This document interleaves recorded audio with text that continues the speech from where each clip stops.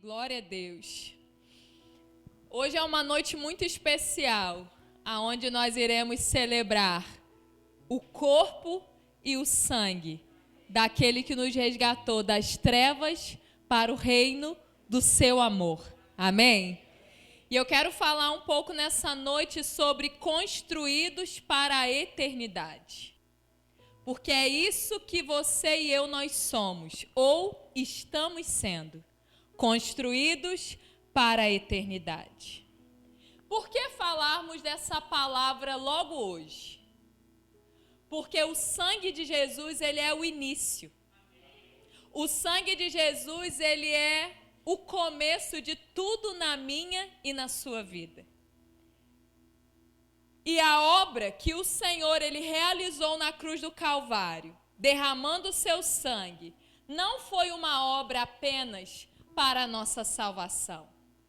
Quando a gente pensa em Santa Ceia, quando a gente pensa em derramamento do sangue de Jesus, a gente logo liga a salvação. Cristo morreu para que eu fosse salva. Só que não é isso apenas. A salvação, ela não é o fim de todas as coisas. Mas a salvação é o início de uma construção para a eternidade. Hoje nós vamos falar um pouquinho sobre essa construção. Porque no sangue tudo se iniciou, mas vai além. A cruz não é apenas um portal de salvação. Ela é um portal de construção e edificação de pessoas que carregam a eternidade dentro de si. Por toda a palavra, nós vemos o Senhor estabelecendo essa linguagem para nos revelar a eternidade. Quando você caminha pela palavra de Deus, de Gênesis a Apocalipse, você vê uma linguagem de edificação, construção, estabelecimento, fundamento, materiais para essa construção. E o primeiro momento na palavra que nós vamos perceber essa linguagem é logo no iniciozinho. Quando a gente olha para o Gênesis, a gente percebe no capítulo 1, no capítulo 2, o Senhor fazendo o quê? Criando todas as coisas. O que o Senhor faz em Gênesis 1 e Gênesis 2 é criar, é construir o mundo que nós vivemos hoje. O que o Senhor fez foi construir um ambiente para depois criar o homem e colocar esse homem nesse ambiente construído, o ambiente do Éden. A construção, ela começa logo no início. Por quê? Porque tudo que Deus constrói, Ele constrói para estabelecer relacionamento comigo e com você. Por que que Deus criou Adão? Para que Deus criou Eva? Por que que antes de criar Adão e Eva, Deus construiu um jardim? Plantou um lugar de delícias? Porque Deus desejava relacionar-se com a sua criação. Então, Deus ele construiu um ambiente para relacionar com o homem. Depois você segue na palavra de Deus e você observa que a linguagem de construção não para. E ela é usada quando a humanidade se corrompe. Você segue aí para o capítulo 6 de Gênesis. E você vê que a humanidade ela estava totalmente corrompida e perdida. E quando Deus olha para a terra, ele encontra apenas um homem. Um homem que era achado justo e íntegro, porque andava com Deus em meio a uma geração corrompida e cheia de violência. Noé era o nome desse homem. Deus olha para a terra, imagine aqui, que a terra fôssemos nós aqui nessa noite. Você que está aí na sua casa, se inclua. De repente Deus olha para a terra e ele vê corrupção e violência total. Até que ele fita os olhos. Qual é o seu nome? Como? Augusto.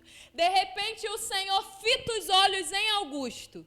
E Augusto é o único homem justo e íntegro que o Senhor encontra em meio a toda uma humanidade corrompida.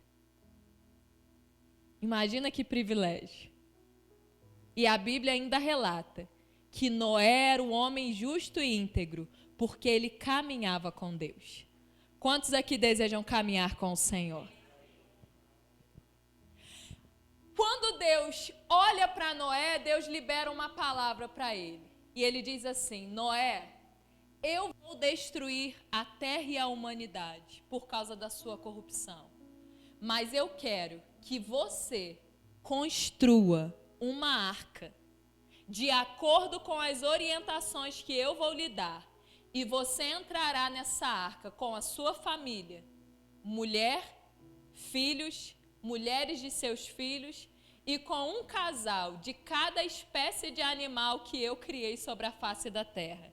Porque eu enviarei um dilúvio, destruirei a todos, mas salvarei a você e a sua casa. Nesse momento, Deus, ele mais uma vez manda e ordena ao homem construir algo. Porque construção é uma linguagem para a eternidade. Noé construiu uma arca para a salvação da sua família. O Senhor quer que você seja um Noé nesses dias. E que você construa uma arca para que seu marido, sua esposa, seus filhos, seus pais possam entrar nessa arca e serem salvos dessa corrupção que a terra se encontra. Depois nós avançamos para Êxodo, o livro que relata a saída do povo do Egito. E a partir do capítulo 3 de Êxodo, nós vemos o Senhor libertando o seu povo que estava cativo no Egito e conduzindo o seu povo para Canaã. Por qual caminho? Pelo deserto. Aí chega uma hora que Deus chega para Moisés e fala assim: Moisés, meu filho, sobe aqui para o Monte Sinai, porque eu quero revelar alguns mistérios, alguns segredos ao seu coração. E ali no Monte Sinai, Deus então libera inúmeras coisas para Moisés. E ele libera uma palavra que revela a eternidade, dizendo assim: Moisés, meu filho, olha para o modelo do tabernáculo que habita nos céus e construa um tabernáculo na terra segundo o modelo que eu estou te mostrando. E mais uma vez Deus usa a construção, porque Deus quer revelar a mim e a você que construir fala de eternidade, algo que não tem fim, algo que permanece para sempre. E a Bíblia diz que Moisés, ele faz tudo exatamente como Deus ordenou. Milímetro por milímetro, material por material, altura por altura, cor por cor, detalhadamente, Moisés constrói o tabernáculo no meio do deserto. E aí no final do capítulo 40, a Bíblia diz que quando Moisés acabou a obra, a nuvem cobriu a tenda do encontro e a glória do Senhor encheu o tabernáculo. Deus tem nos chamado para construir, para edificar um tabernáculo a Ele. E sabe qual é o fim da nossa construção? A manifestação da glória de Deus. Quando você trabalha ao longo de todo um mês e você vai receber o seu salário, quem recebe por dia, você rala um dia inteiro e no final do dia você recebe seu salário ao final da semana. Você se sente um tanto satisfeito ou suprido? Só que aquele salário que você pega nas suas mãos, infelizmente, ele não dura muito tempo, dura. Só que aquilo que nós fazemos ao Senhor é algo que gera uma recompensa eterna. A recompensa que o Senhor ele quer derramar sobre mim e sobre você é uma recompensa de glória. Glória é algo indescritível. Glória é algo eterno. Glória é algo que quando ela chega, não fica espaço para mais nada além dela. Ninguém podia entrar no tabernáculo tabernáculo, porque a nuvem da presença de Deus, a glória do Senhor se manifestou sobre aquilo que foi construído detalhadamente em obediência.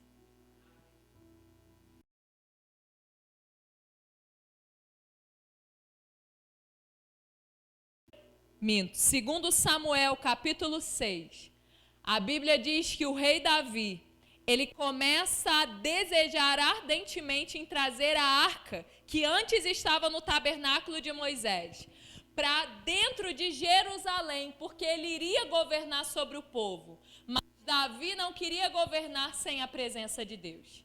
E a Bíblia diz que Davi construiu uma tenda para que a arca da aliança pudesse habitar naquela tenda e a presença de Deus pudesse governar através da vida e do reinado dele. Porque a Bíblia, em todo o tempo, está revelando uma construção. Só que entenda, Davi, ele era um rei que habitava num palácio luxuosíssimo. E chega uma hora que Davi, ele entra em crise.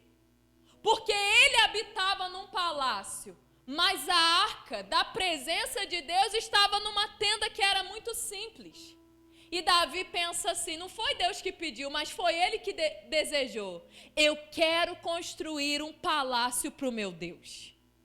Não é justo que eu viva num palácio e o Senhor, ele esteja ali, através da arca, habitando numa tenda. Não, eu quero construir um palácio ao meu Deus. Só que Davi era um homem de guerra. Davi, ele tinha sangue nas suas mãos. Então Deus diz para ele assim, não, meu filho Davi, é louvável o seu desejo. Só que não vai ser você quem vai construir esse templo. Mas o filho que virá a assumir o reino depois de você, esse sim vai construir o templo. E aí a gente chega em 1 Reis, capítulo 5, até o capítulo 8, onde Salomão, filho do rei Davi, assume o trono.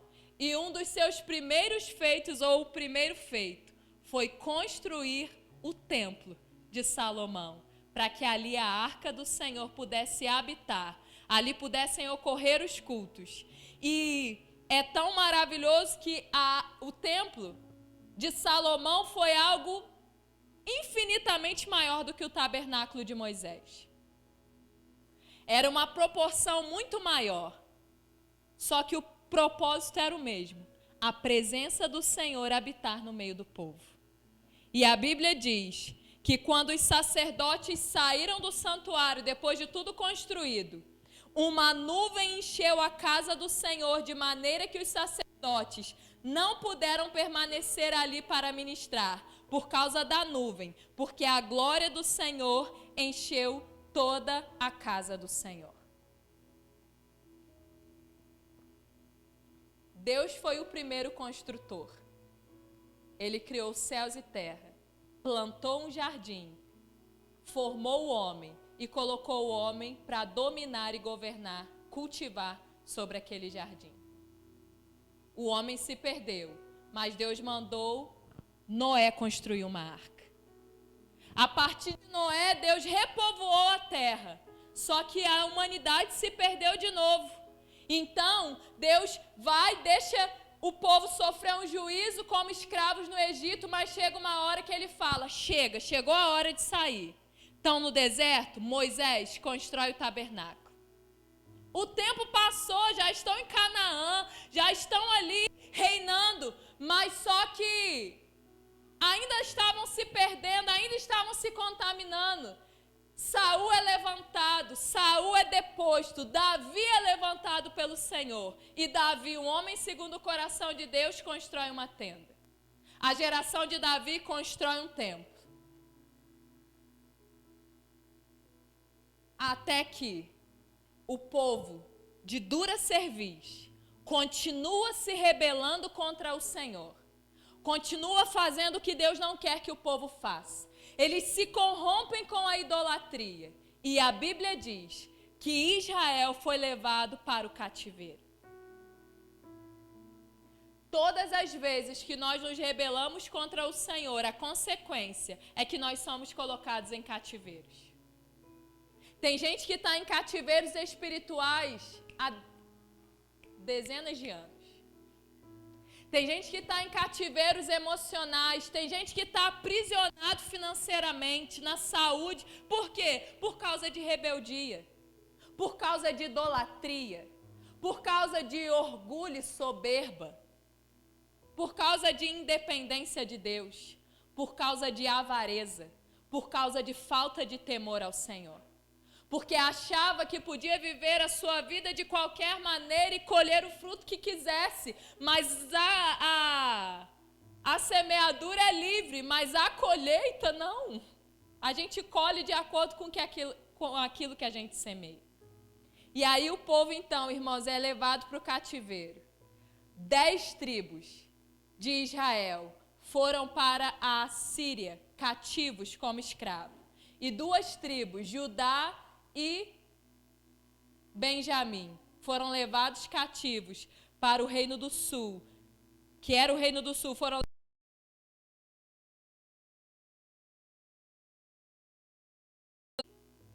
diga assim, o Senhor tem prazer no meu arrependimento. E quando completa-se o tempo aonde o juízo de Deus veio sobre o povo no cativeiro, eles começam a retornar para Jerusalém. E a Bíblia diz que foram 3 retornos. 3 líderes trouxeram o povo de volta da Babilônia. O primeiro grupo veio com Zorobabel. E pasmem, sabe o que Zorobabel ele fez quando retornou com o povo do cativeiro babilônico? Ele reedificou o templo. E em meio a toda essa rebeldia, o templo havia sido destruído. E Zorobabel, ele reconstruiu, reedificou o templo. Um segundo grupo que voltou do cativeiro da Babilônia, voltou com Esdras. E sabe o que Esdras fez? Ele trabalhou pela restauração do serviço sacerdotal do templo. Porque se não havia mais templo, muito menos serviço sacerdotal. Então foi necessário reconstruir o sacerdócio na presença do Senhor. E o terceiro grupo voltou com Neemias. E através de Neemias, houve reconstrução dos muros da cidade de Jerusalém. A Bíblia fala de construção e reconstrução de Gênesis a Apocalipse. Porque construção é uma linguagem que revela os propósitos eternos de Deus. Aí, como se não bastasse isso, irmãos, o Novo Testamento rompe e é chegado o Novo Testamento. Aí, quando você vai para os evangelhos, Mateus, Marcos, Lucas e João, você vai ver o tempo todo uma linguagem falando sobre o quê? Construção. Em João a gente vê o verbo se fazendo carne. O verbo da criação de Gênesis, ele se permite ser construído num corpo de carne e osso, assim como o meu e como o seu. Jesus encarnado, o Cristo encarnado, era a transformação de Deus em o fundamento para quê? Para minha e para sua edificação, como templos do Espírito Santo. Pelo seu sangue, o Senhor se tornou o nosso fundamento para uma edificação espiritual. Aqui você não vai ouvir ninguém ministrando e pregando para dizer para você que você precisa construir, ou edificar, ou viver para conquistar um tesouro sobre essa terra, porque essa não é a mensagem do Evangelho. A mensagem do Evangelho é de que o meu e o seu tesouro, ele precisa ser incorruptível, humanamente falando. Porque ele se trata de um tesouro para a eternidade, onde a traça e a ferrugem não podem corroer. Jesus se fez homem, nasceu do ventre de uma virgem, gerado pelo Espírito Santo, para cumprir o propósito de resgate da nossa vida. Pelo sangue de Jesus nós fomos comprados, para que nos tornássemos templos do Espírito Santo. E templo, como é que acontece com ele? Ele precisa ser o quê? Construído. Tudo que está no Antigo Testamento aponta para uma realidade atual. Quando Deus mandou Moisés construir um tabernáculo, ele não queria dizer assim, ó, um dia lá no Estância Biquíni vocês vão ter que construir uma igreja de parede de tijolo. Não era isso que Deus estava falando. Ele estava dizendo assim, um dia, Josiane, você vai ser esse templo. Um dia você também vai ter 3 compartimentos. Um dia você também vai ter um santo dos santos que é seu espírito, um santo lugar que é sua alma e um átrio que é o seu corpo. Um dia a minha glória também vai se manifestar dentro de você, Augusto, porque você foi criado para ser minha morada. Deus diz assim, Neusélia, um dia você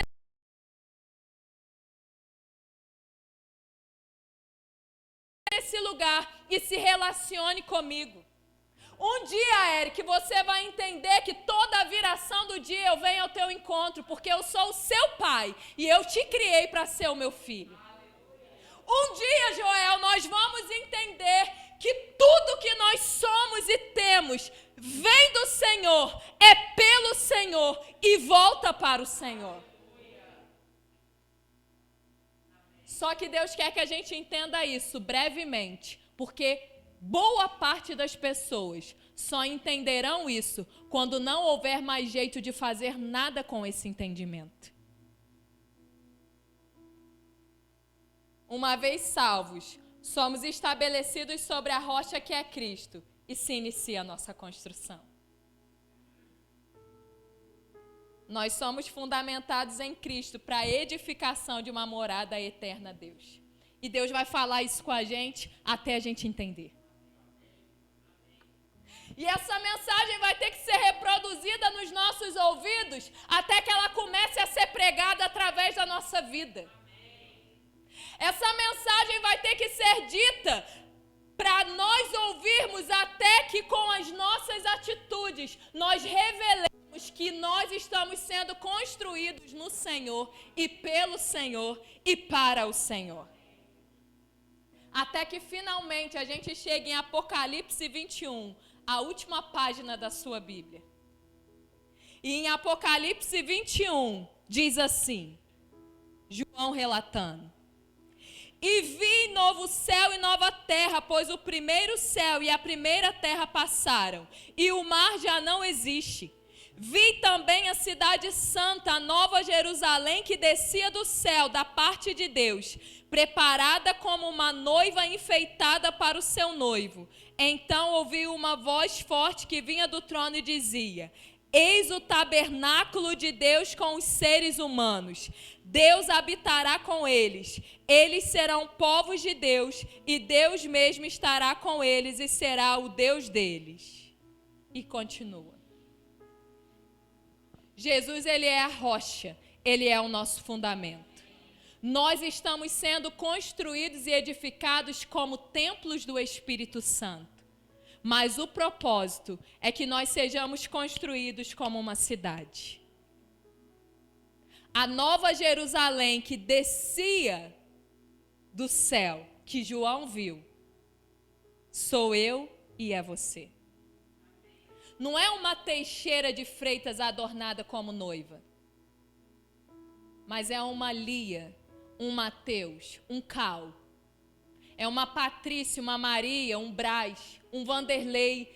Nós somos a cidade adornada como noiva, que se casará com o noivo Jesus. Agora, uma cidade, ela surge com uma palma. Uma cidade, ela surge com simplesmente um planejamento no papel. Uma cidade precisa ser construída. Porque a linguagem do céu é construção. Como igreja, irmãos, nós estamos sendo edificados como uma cidade para a habitação do Senhor para a eternidade. E como cidade, você se enxergue individualmente. Rafael, você é uma cidade. Você está sendo construído para ser a nova Jerusalém do Senhor. Só que como se não bastasse uma construção individual, como família nós também estamos sendo edificados. João, você, sua mãe, seu tio, como família, vocês também estão sendo construídos como uma cidade. E através do nosso ministério, o Senhor também está nos construindo como uma cidade. Então, quando você pensar na obra de Deus na sua vida, pense nisso. Que essa obra envolve você individualmente, Sérgio, você com a sua família e você através do seu ministério. É por isso que a Bíblia diz que nós somos como pedras vivas. Porque pedras vivas são utilizadas na edificação. Por que a Bíblia não diz que nós somos tijolos? Se naquela época tijolos já existiam. O que o povo de Israel fazia no Egito? O trabalho de escravidão era tijolos. Só que aí vem Pedro e diz assim: vocês são como pedras vivas para uma edificação. Por que Deus diz que nós somos pedras vivas e não tijolos? Porque tijolo é algo que é feito pela mão de homens. Tijolo é algo que é produzido pela terra. Agora, nós não somos obras de mãos humanas e nós não somos produzidos pela terra. Nós somos obras das mãos de Deus. E uma pedra, ela é produzida pelo próprio Senhor. Você encontra pequenas pedras, mas você encontra montanhas altíssimas. Cada uma dessas pedras foi o próprio Deus quem construiu, quem criou. E por que então nós somos pedras? Você vai observar que existem muitas diferenças entre nós. Dificilmente ou é impossível você encontrar uma pedra perfeitamente igual à outra. Em cor, em textura, em tamanho, uma é mais pontiaguda, a outra é mais quadrada, uma é mais pesada, a outra é mais clara, outra é mais escura, outra é mais lisa, verdade ou mentira? Vai para um rio procurar pedras e ver quantas iguais você vai encontrar. As nossas diferenças, elas contribuem para a construção. Porque quando a Bíblia fala de construção e de que nós somos pedras, o Senhor, Ele está dizendo que nós iremos nos encaixar uns nos outros como pedras para essa edificação macro que o Senhor está realizando através da nossa vida. Só que tem hora que eu, como pedra, preciso ocupar um lugar ao lado da Marina como pedra. Só que o bico da minha pedra não encaixa com o bico da pedra da Marina. E o que é que vai precisar ser feito para que o propósito se cumpra? É aí que entra o propósito do nosso relacionamento. Nós precisamos afiar um ao outro, até que a gente encontre o encaixe perfeito para que a edificação não pare de acontecer. Humanamente falando, é muito mais fácil eu deixar o bico da Sônia para um lado e seguir com o meu bico para cá. O problema é dela. Só que não é uma construção para o meu prazer. É uma construção para o prazer do meu Criador. E o prazer do meu Criador não está em eu deixar pessoas para trás, mas em eu renunciar o meu orgulho e a minha vaidade, para deixar com que o meu irmão seja colocado num lugar de maior importância do que eu.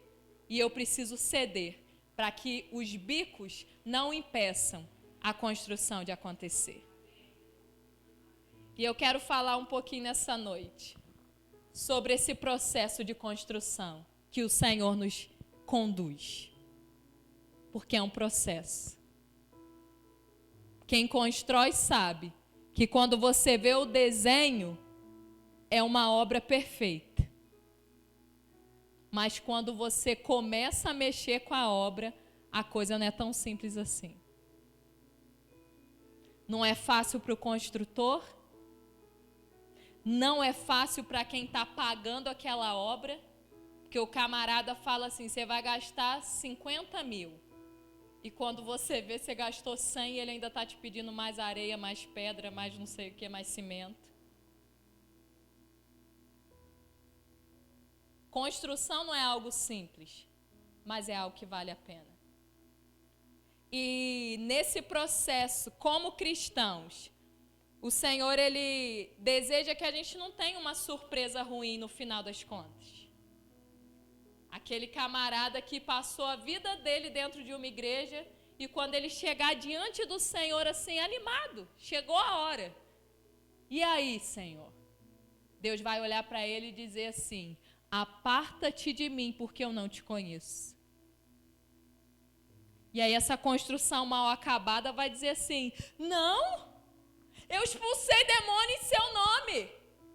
Não, eu preguei em seu nome.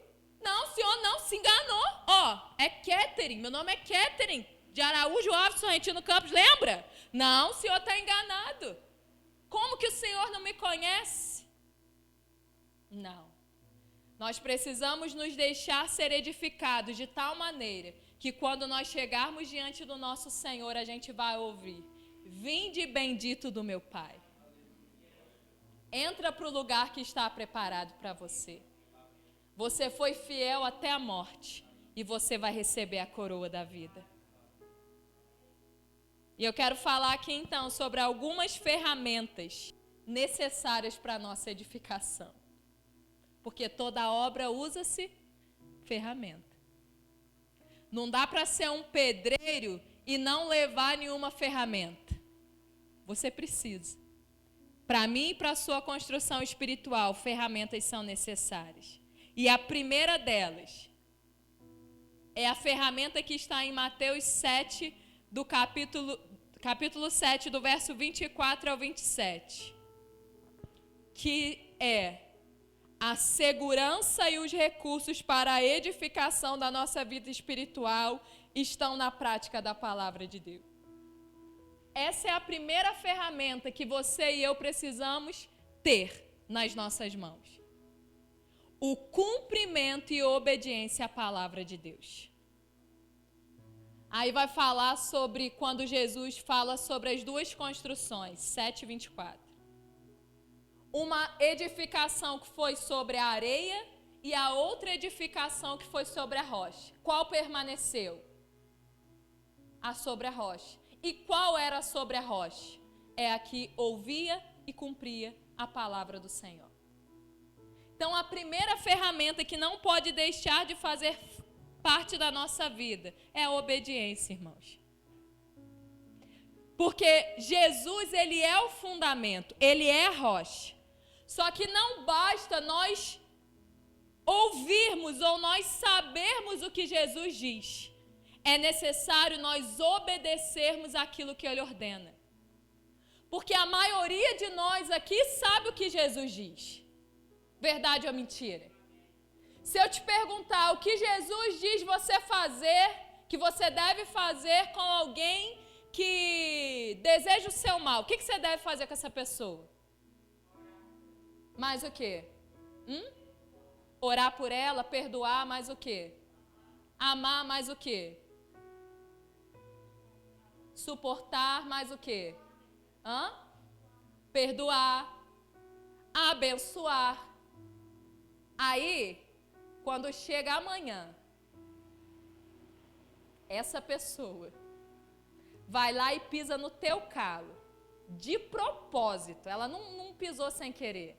Ela foi lá e fez o mal para você intencionalmente.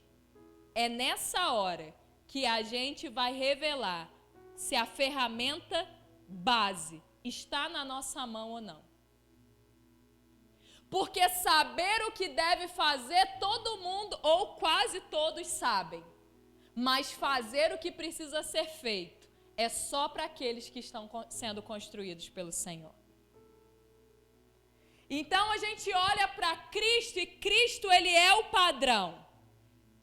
E uma vez que Cristo é o padrão, há uma necessidade contínua na nossa vida de nós pedirmos ao Senhor que sonde o nosso coração. Porque Ele é o padrão. Então, quando eu peço, Espírito Santo, sonde o meu coração, eu estou dando liberdade para Ele me dizer assim: ó, Catherine, filha, aqui você está de acordo com o padrão, mas aqui está fora. É aquele discernimento que serve como um prumo de um pedreiro.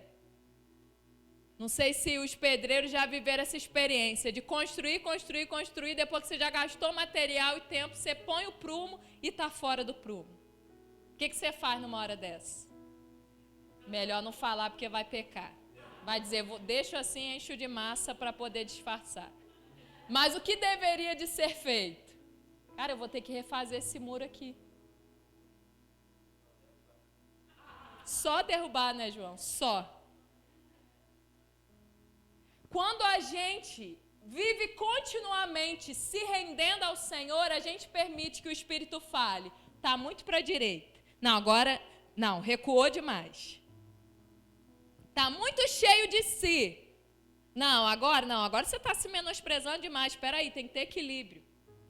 E nós vamos permitindo com que o Senhor, Ele nos revele o que precisa ser retirado.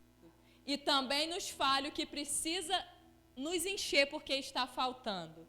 E dessa forma, nós vamos sendo construídos e aperfeiçoados no Senhor. Porque, irmãos, a obra de aperfeiçoamento de Deus conosco não para nunca.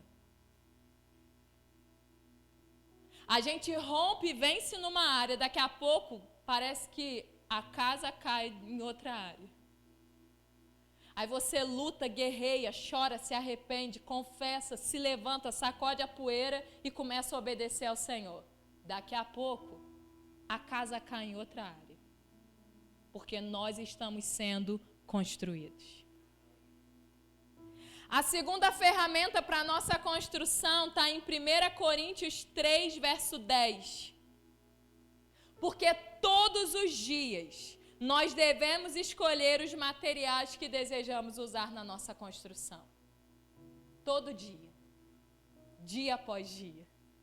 E aqui Paulo ele vai falar sobre edificação. E ele cita os tipos de materiais que precisam ser usados para a edificação sobre o fundamento que é Cristo. É como se Paulo dissesse assim, ó, o fundamento é Cristo, isso daí não pode mudar.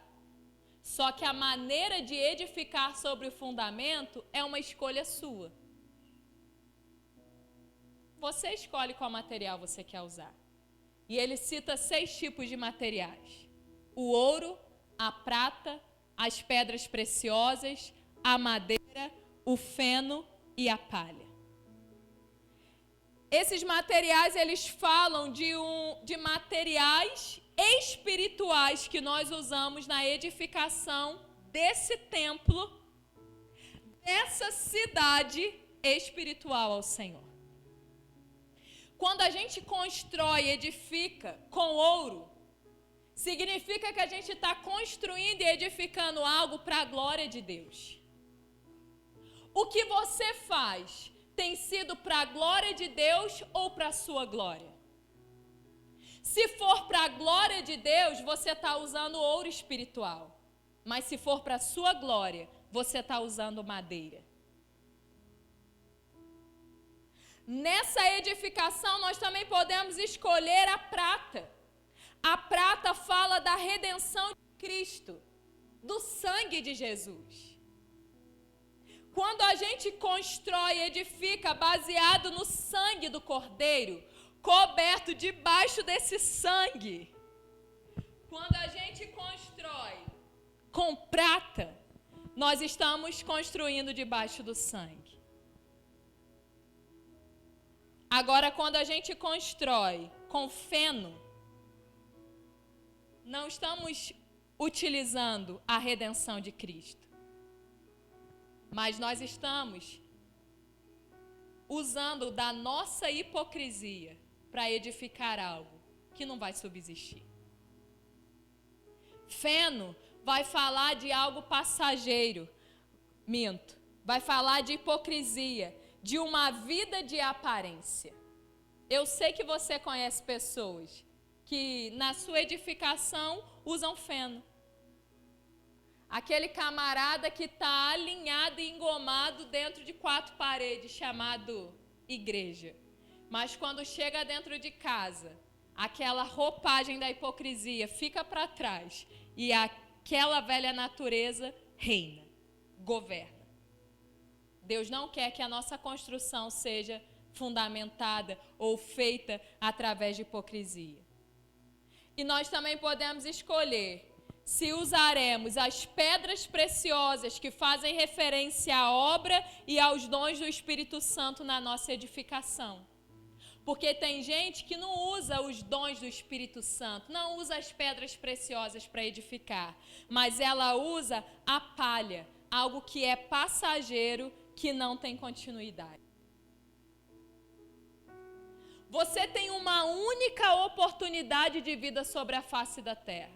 Depois que você morrer, você não vai voltar, você não vai ter outra oportunidade. Ela é única. Você vai construir para que no final o fogo consuma tudo, ou você vai construir para que o mesmo fogo que vem para consumir tente consumir, mas no final o resultado seja purificação. Você acha que vale a pena desperdiçar a sua única oportunidade? Não vale a pena, irmãos. É maravilhoso nós valorizarmos aquilo que o Senhor nos traz. E o sangue de Jesus, que é a nova aliança que o Senhor fez conosco, ele nos habilita não apenas a sermos perdoados, mas ele nos habilita a fazermos a escolha certa, porque o sangue te faz livre, irmãos. Nós somos livres pelo sangue. Quem ainda não está debaixo do sangue, não tem força para escolher pelo que é eterno. É por isso que ele está preso no dinheiro, ele está preso no trabalho, ele está preso na terra, ele está preso no ter, no ganhar, no levar vantagem. Agora, uma pessoa que já foi liberta pelo sangue, ela olha para o dinheiro e diz assim: dinheiro, o meu Jesus é mais importante do que você. E quando nós priorizamos o reino de Deus e a sua justiça, todas as demais coisas, que inclui o dinheiro, seguem a nossa vida. Um testemunho, agora nessa situação que o pastor precisava da cirurgia de R$7.000, nós não tínhamos esse recurso. A Zumara, ela começou a mover para tentar nos ajudar pelo SUS. E nós já tínhamos um compromisso de irmos para o PDL para buscarmos a presença do Senhor, porque o reino de Deus e a sua justiça é prioridade para nós. E aí a gente, naquela aflição, preocupação, medo, recebe uma mensagem dela dizendo assim: pastor, eu consegui, a sua consulta está marcada para o dia 22 de julho. Aí a gente olhou e falou: glória a Deus, amor. Daqui a pouco a ficha caiu, mas 22 não pode, porque 22 começa o PDL. Você acha que a gente pensou assim: melhor a gente não ir nesse PDL, não, a gente já não tem dinheiro. Já estamos movendo mais do que pela fé. Precisando de R$7.000, sabe de uma coisa? Vamos desmarcar, vamos deixar de ir, vamos para essa consulta pelo SUS, a gente está precisando. Na hora ele falou assim com a Zumara: Zu, muito obrigada, mas dia 22 começa o PDL, eu não tenho como abrir mão. Vê se você consegue para uma outra data, mesmo que seja para frente, mas infelizmente agora eu não posso.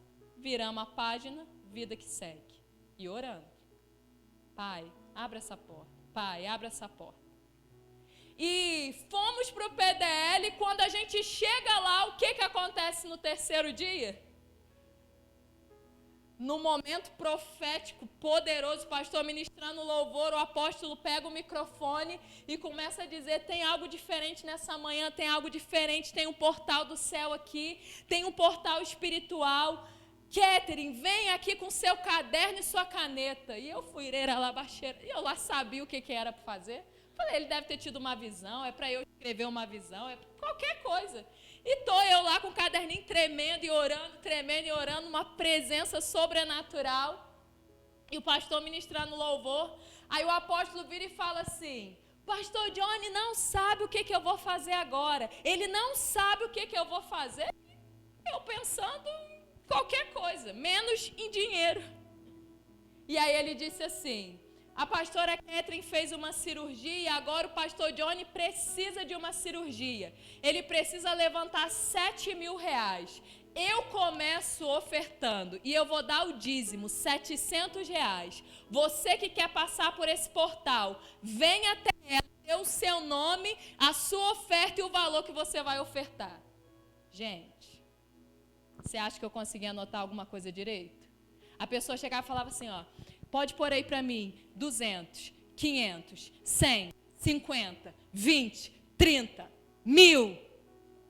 E outros vinham e jogavam dinheiro dentro do caderno, e alguém veio, ele falou, Ellen, ajuda a Cat aqui. E a Ellen começou a me ajudar, anotei muito mal, perdi muitos valores. Ele falou, põe o Pix lá no grupo, põe o Pix. Quando a Ellen foi somar o que estava até errado, porque eu não anotei direito, com o que ela anotou, só naquela manhã tinha dado 5.000 e poucos reais. Aí quando foi no domingo que a gente voltou para casa, a gente voltou com mais do que o necessário para a cirurgia. Até hoje, pessoas que sabem que ele já foi até operado, estão entrando em contato fazendo Pix. Sabe o que é isso? É você construir com ouro, prata e pedras preciosas. Irmãos, se a gente priorizasse aquela consulta pelo SUS, possivelmente ou certamente a gente ainda estaria aflito, sem saber como operar. Agora, porque a gente priorizou o reino, nós chegamos aqui no domingo e na quinta-feira ele já passou pela cirurgia. Não é porque é dinheiro. É porque nós estamos sendo construídos. A terceira ferramenta para a nossa construção. Deus usa as circunstâncias para forjar nossa resistência. A terceira ferramenta são as circunstâncias. João 16:33 diz, falei essas coisas para que em mim vocês tenham paz. No mundo vocês passam por aflições, mas tenham coragem, eu venci o mundo. Nós estamos em construção, amém? E para construir tem aflição. Sérgio está fazendo obra, Braz, Mateus, Joel trabalham com obra, Flávio e Eric trabalham construindo móveis, você constrói posts, outros estão construindo, limpando casas, construindo, cuidando de feridos, de enfermos, fazendo exames. Uns estão construindo ali na beira do fogão, servindo seus filhos, cuidando do seu marido, da sua casa. Seja em que área for, irmãos. Nós estamos construindo. E construção é algo que gera aflição na nossa alma. Aí, no que diz respeito à nossa fé, o Senhor, Ele não quer que a gente seja aquele frágilzinho, mas que nós sejamos fortes, resistentes e inabaláveis. É por isso que a aflição existe. Aí, para que a gente seja transformado nesse forte, nesse corajoso, o Senhor, Ele permite a gente passar por provações e privações. E a resposta que nós damos a Deus nos momentos difíceis revelam como estamos em nossa construção. Se a nossa fé ainda é uma fé imatura ou se nós já estamos sendo construídos como filhos maduros, que desfrutam de paz independente das circunstâncias. Você é aquela criança espiritual cheia de mimimi? Ah, hoje eu não vou no culto, não. Por quê, irmã? Ah, não, hoje eu estou tão triste.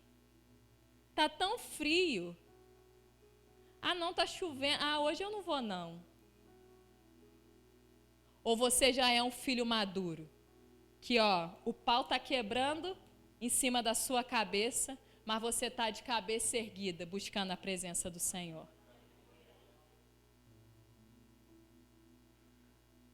E Deus, Ele nos prova, irmã Maria. Ele permite o sofrimento, não é porque Ele tem prazer em ver a gente sofrer, mas Ele tem prazer no nosso amadurecimento. E ninguém cresce comendo Nutella, mas a maturidade, quando você precisa de algo, o algo não está na sua mão ainda, mas ainda assim você se move pela fé. Ninguém amadurece de frente para a praia, Sônia. Plena terça-feira, pezinha lá na areia, solzinho, que a vida dela agora está assim, né? Ninguém amadurece assim, não. Agora, tem ou não tem maturidade quando sai, amadurecimento, quando sai para fazer a unha dos outros, para limpar a casa dos outros, para ralar, para às vezes trabalhar e nem receber o que era justo para aquilo ali, mas você precisa fazer aquele serviço. Quando é que você cresce? Aí, o diabo, ele é um mestre em colocar ciladas para a gente. E uma das ciladas que Satanás usa se chama autopiedade. E a gente precisa lutar para não cair nisso daqui constantemente. O que é autopiedade? É a pessoa ficar sentindo pena de si própria, ou então ficar incentivando o outro a sentir pena de si. Se existe algo que atrasa os nossos processos de construção, é a autopiedade. E é o próprio diabo que alimenta isso. A gente percebe isso claramente quando Pedro ele tem uma revelação do Pai de que Jesus era o Cristo, o Filho do Deus vivo. Aí Jesus pensa assim, agora que eles entenderam quem eu sou, vou começar a revelar meu propósito. O Filho do Homem vai ter que padecer, sofrer, ser humilhado, vai ser morto, mas ressuscitará ao terceiro dia. Aí Pedro vem e faz o quê? De maneira nenhuma, Senhor. Não, vem cá, vem aqui no cantinho. Jesus, isso jamais vai acontecer com você. Aí o Pedrão da revelação ouviu Jesus dizer para ele assim, afasta-te de mim, Satanás. Agora, por que Pedro ouviu uma palavra tão dura de Cristo? Porque o que Pedro estava sendo era um instrumento do diabo para dizer assim para Jesus, não, Jesus, não fale isso não, o Senhor não merece essa morte, não.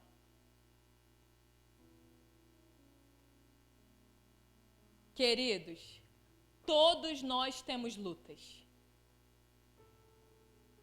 As nossas lutas são diferentes um do outro, mas todo mundo tem.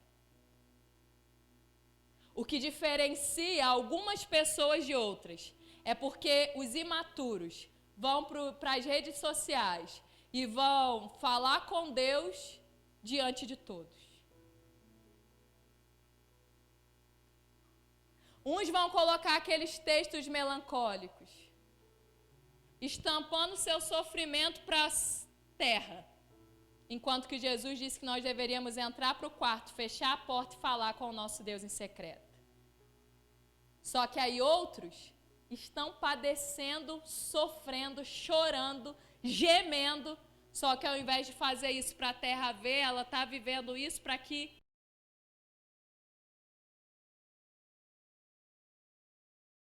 Só que quem estampa seu sofrimento, olha para quem não estampa e pensa assim, ah não, a vida da irmã Maria, né? Não, a vida da irmã Maria é fácil, gente. Ah não, a irmã Maria está aí. Eu sofro. Não, Deus sabe. Ah, não, Maria tá bem, tá bonita, tá aí trabalhando, formando a faculdade. Ah, não, eu não, né? Eu tô ralando a casa de família. Ó, não sei porque que Deus tem filhos preferidos. Irmãos,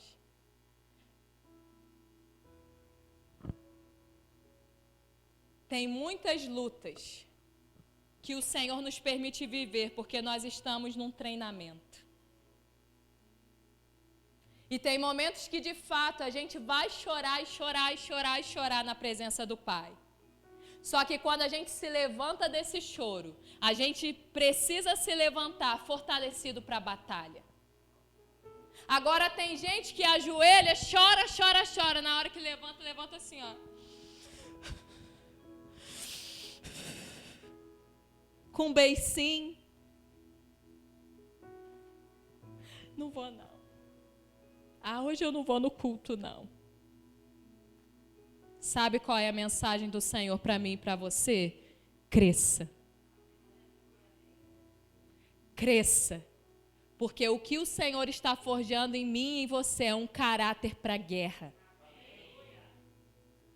Quem vive lambendo as próprias feridas, se lamentando de suas dores e fracassos, passam a vida inteira frágeis e não rompem nunca. Porque lamber feridas não gera substância na vida espiritual de ninguém. Mas quem entende que suas dores estão lhe preparando para um propósito eterno, se alimenta da palavra de Deus mesmo enquanto sofrem, deixando Jesus transformar suas feridas em marcas de um soldado que superou as suas impossibilidades pela fé. Deus não quer que você seja um frágil lambendo as suas feridas. Mas Ele quer que você traga as suas feridas diante dEle, para que Ele venha com cura e você se levante como uma guerreira, um guerreiro que carrega as cicatrizes de um soldado que venceu. Que você não teve pai, não teve mãe, quase todo brasileiro não teve. Que a sua família foi disfuncional, quase todo brasileiro ou toda a família do mundo foi criado numa família disfuncional. Um problema de saúde que você está enfrentando, tem trilhões de pessoas passando pela mesma coisa.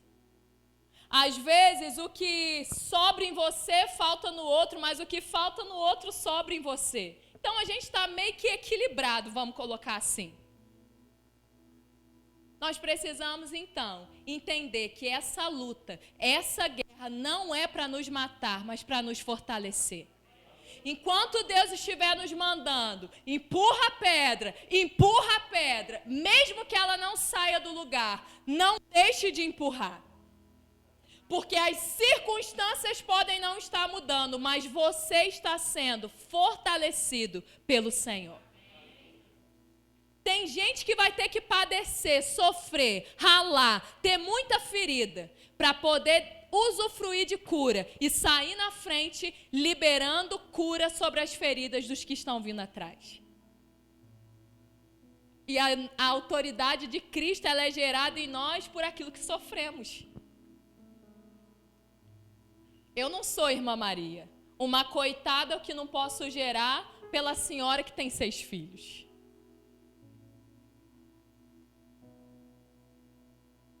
O pobre não é um coitado mediante o rico que não tem problema financeiro. Ninguém está em desvantagem, porque Deus não é injusto. Ele só tem propósitos diferentes para cada um. Nossos caminhos de dores são necessários para cumprirmos o propósito para o qual fomos criados.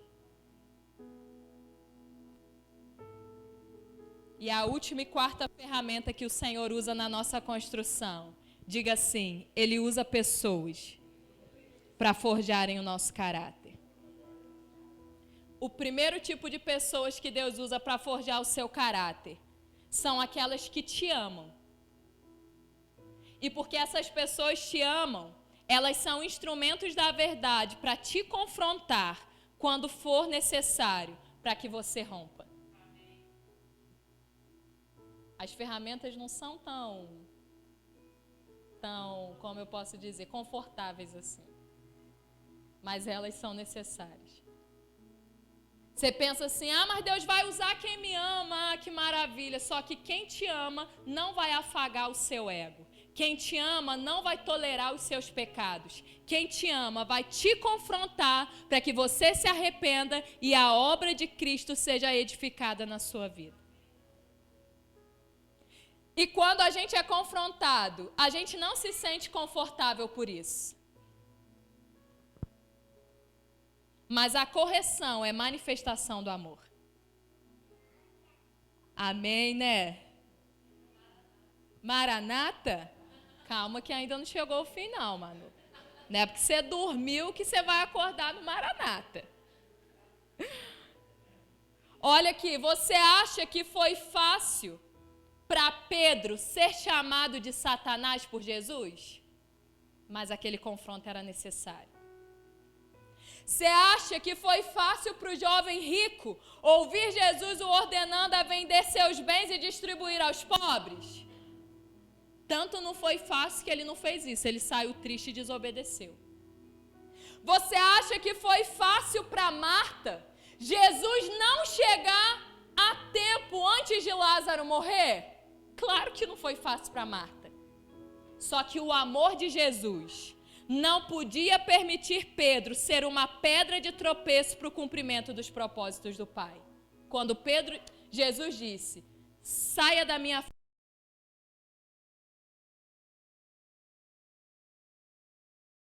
Não podia permitir que aquele jovem rico não encontrasse a vida eterna, porque não teve a oportunidade de destronar Mamão no seu coração. Não, o amor de Jesus proporcionou a oportunidade. Se ele aceitou ou não, já foi um problema dele. Mas o amor confrontou para que ele dissesse, sim, Senhor, eu vou tirar Mamão do trono do meu coração e eu vou seguir a Ti. E aquele confronto também precisava fazer com que Marta, o amor de Jesus precisava fazer com que Marta entendesse que as coisas não funcionavam de acordo com o que ela queria e no tempo que ela desejava, porque Jesus não podia ser mandado por Marta. E ele chegou, depois de Lázaro estar 4 dias morto, intencionalmente, para poder destronar o espírito de manipulação que Marta carregava. Quem te confronta, irmão, te confronta porque te ama. Porque onde há falta de amor, não há correção. Porque para quem não ama, pouco importa o fim que o outro terá.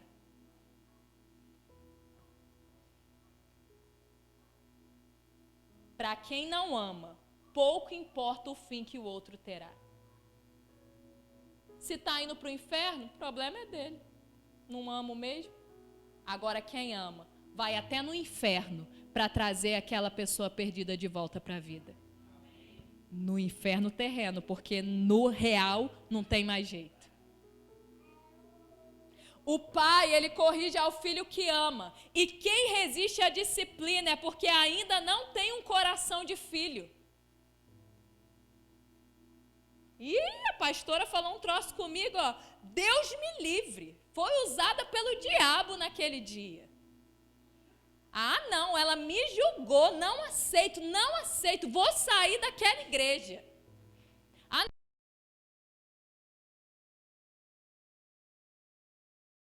Para te ajudar a ir para o céu.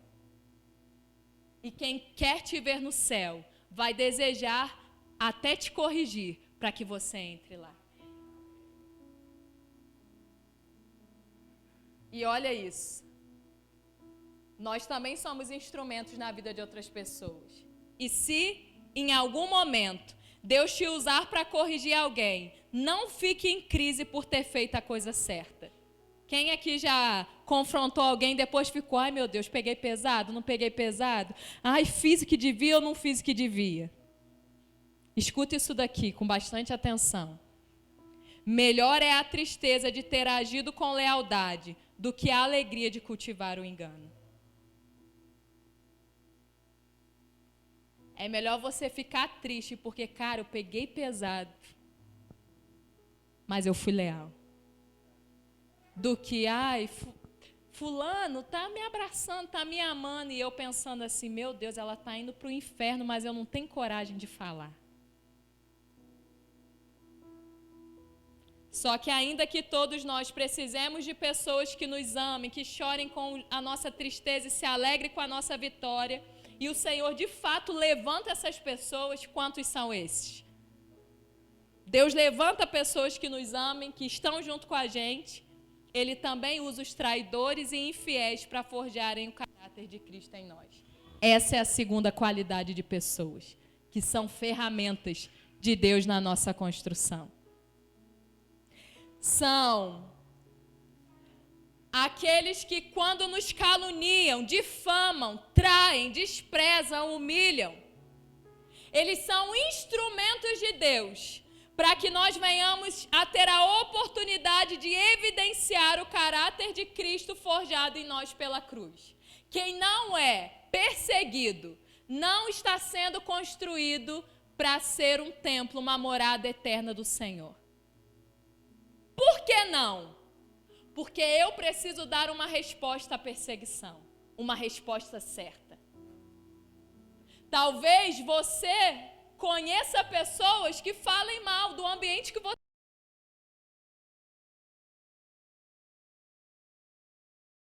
Tem gente que fala mal da sua liderança, tem gente que fala mal da célula, tem gente que fala mal dos cultos, tem gente que fala mal da demora, tem gente que fala mal dos dízimos, tem gente que fala mal das ofertas. Só que não importa o que estão falando, o que importa é como eu vou responder a essas ofensas. Aí quando eu sei das ofensas e reajo como Jesus, eu estou sendo construída pela cruz. Sabe, irmãos, Judas ele não fazia parte apenas da história de Jesus, não. Judas faz parte da nossa história também. Judas também senta na nossa mesa. Judas são aquelas pessoas que você sai de madrugada para socorrer ela. Você sai de madrugada para levar ela para o hospital. Sabe o que Judas faz? Ele te dá um beijo no rosto, mas te vende com 30 moedas de prata na mão. Judas é aquele que você prepara a mesa, parte o pão e distribui o pão para ela. Só que quando você vira as costas, ele se apressa para te trair. E nós não devemos orar para que Deus tire o Judas da nossa vida, mas para que o Senhor nos ensine a ser Jesus na vida de Judas. Porque quando Judas chegou para entregar Jesus e deu um beijo na face de Jesus, Jesus olhou para Judas e disse assim: amigo, com um beijo, você me trai, você me entrega? Ninguém está construído em Deus até que ele aprenda a amar e liberar perdão sobre os Judas que precisam fazer parte da sua história. À medida que nós lavamos os pés de Judas, mais parecidos com Jesus nos tornamos, e o Senhor vai aumentando a nossa medida de autoridade espiritual. Esses dias aqui na oração pela manhã, nós levantamos um clamor, pedindo ao Senhor que perdoasse a todas as pessoas que são desleais conosco. Nós oramos aqui pedindo a Deus: Senhor, perdoa, nós perdoamos quem falou, quem caluniou, quem difamou, quem acabou sendo uma pedra de tropeço para que outros não entrem na igreja, Senhor. Perdoa essas pessoas, elas não sabem o que estão fazendo. Aos olhos humanos é sair na desvantagem, mas aos olhos espirituais é dar uma largada numa velocidade imensurável. Porque nós não estamos sendo construídos para a terra, mas para a eternidade. Quando entendermos isso, nunca mais ficaremos em crise por conta dos que se levantam para nos perseguir.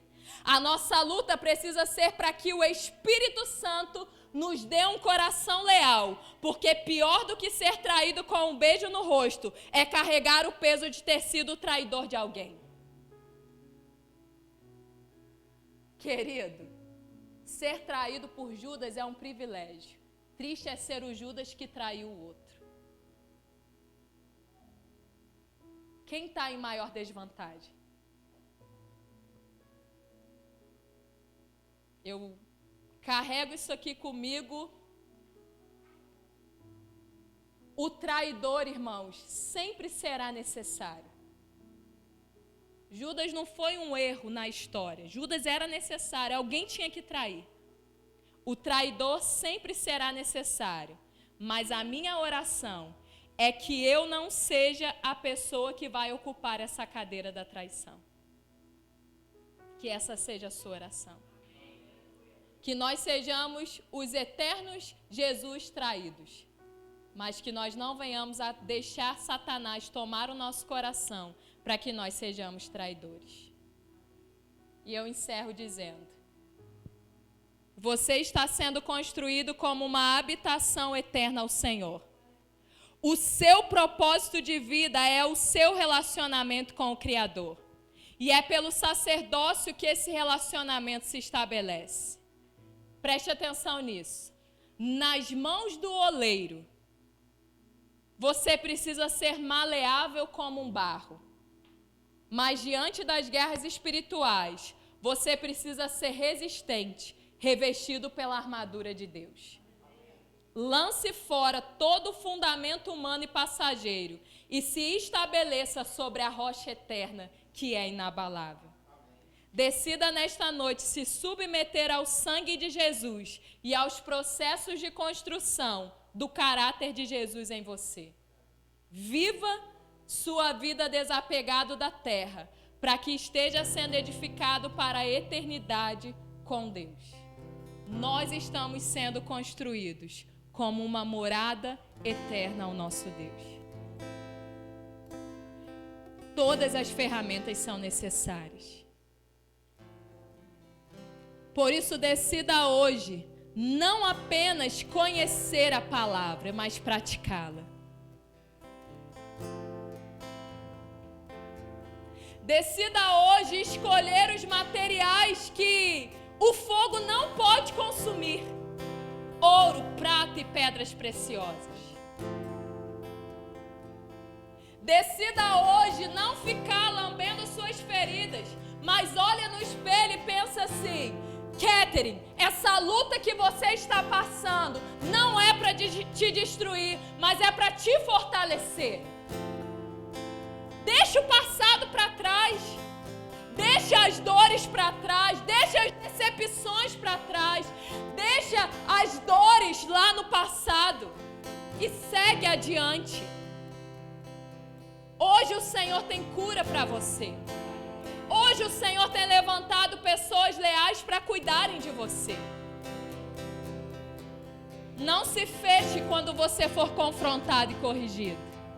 E também não despreze os Judas que estão sentados à sua mesa. Dê pão para eles.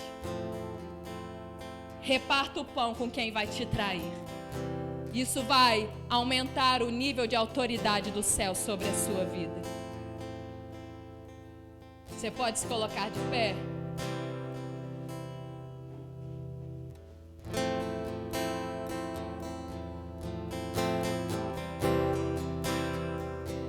Feche os teus olhos e comece a orar ao Senhor.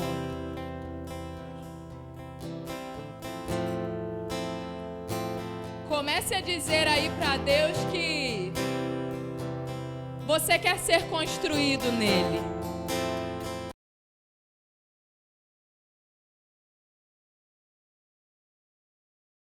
Ainda, mesmo que até então você vivia se lamentando dia após dia, comece a dizer para Ele que você quer ser construído com essas ferramentas.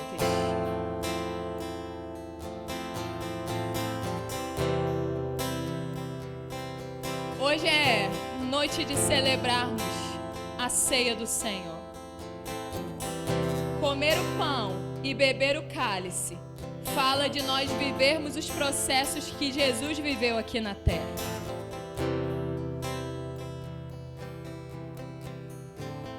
E assim como Jesus naquela última ceia dele na terra, ele lavou os pés de Judas. Eu te convido a lavar os pés dos Judas da sua vida, orando e abençoando aqueles que desejam o seu mal.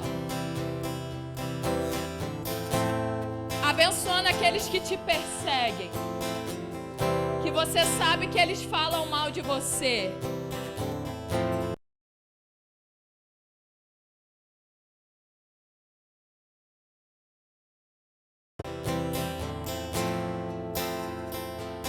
Quando Jesus estava na cruz, ele disse: Pai, perdoa-lhes, porque eles não sabem o que fazem. E essa intercessão era para aqueles que gritavam: crucifica-o, crucifica-o.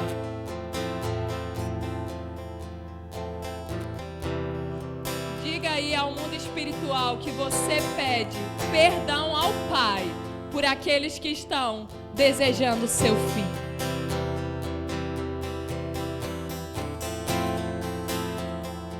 E dessa maneira o Senhor, Ele começa a te construir nessa noite.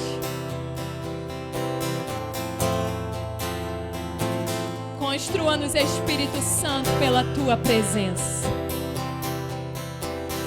Tu és o nosso fundamento, Jesus. E nós não queremos colocar nenhum outro fundamento além do que já foi posto. Tu és a nossa rocha inabalável. E nós somos, Senhor, como pedras vivas, que estamos edificando um templo de ouro, prata e pedras preciosas ao Senhor. O fogo virá, Senhor, mas não consumirá a nossa edificação, porque nessa noite nós renunciamos toda a construção de madeira, de feno e de palha. Perdoa-nos, Pai, por todas as vezes que nós resistimos a alguém que nos confrontou e que nos corrigiu. Que o Senhor nos dê, ó Pai, um coração manso e humilde como o de Jesus. E que o Senhor nessa noite esteja alcançando aos Judas que fazem parte do nosso processo de construção.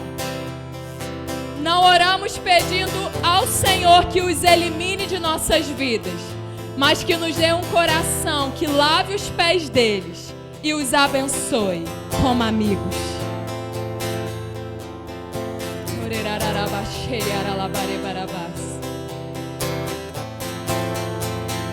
Seja reconstruído, seja construído.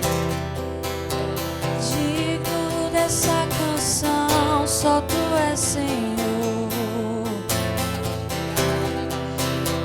Digno do meu louvor, só Tu és Senhor.